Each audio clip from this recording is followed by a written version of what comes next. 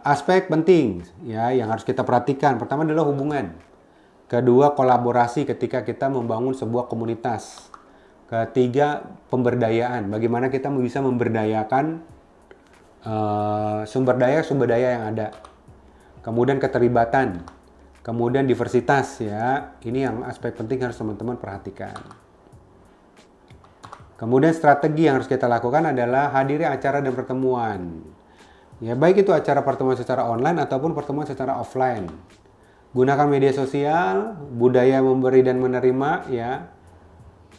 Kemudian jalin hubungan secara pribadi, kemudian berkontribusi pada komunitas, kemudian mengikuti pelatihan dan workshop. Jadi kalau teman-teman ingin membangun jaringan hubungan di media sosial, ya ini strategi yang bisa teman-teman pergunakan. Ya.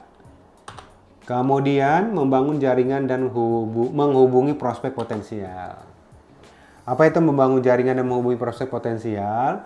Merupakan strategi yang digunakan dalam pemasaran dan pengembangan bisnis untuk mengidentifikasi dan menghubungi calon klien atau pelanggan potensial.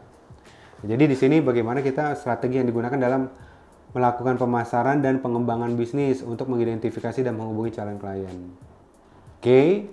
Nah, kemudian membangun jaringan dan menghubungi prospek potensial. Proses ini mencakup berbagai langkah mulai dari mencari dan mengidentifikasi prospek potensial hingga berinteraksi dan membangun hubungan dengan mereka dengan tujuan untuk memperluas jaringan Anda dan menghasilkan peluang bisnis baru. Jadi di kelas intermediate nanti ya teman-teman, di kelas intermediate nanti itu teman-teman untuk membangun jaringan menghubungi prospek potensial ini, teman-teman akan diajari atau di-sharing bagaimana tracing potensial customer. Ya, bagaimana nge-trace.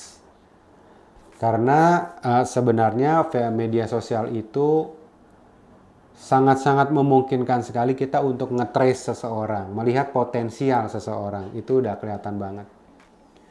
Ya, dari postingannya, dari gaya postingannya, dari komentar-komentarnya, itu kelihatan. Kemudian circle-nya juga kelihatan.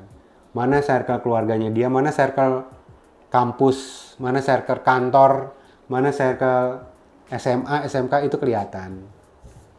Nah, dari sana itu bisa kelihatan potensial prospeknya. Kemudian strategi untuk memperluas jangkauan dan meningkatkan pengikut merupakan upaya yang dilakukan oleh individu atau kita, merek, atau organisasi untuk menjangkau lebih banyak audiens yang mendapatkan lebih banyak pengikut atau pemirsa. Tujuannya adalah untuk meningkatkan kesadaran merek, menciptakan ketebalan lebih besar, dan memperluas basis pengikut atau pelanggan potensial.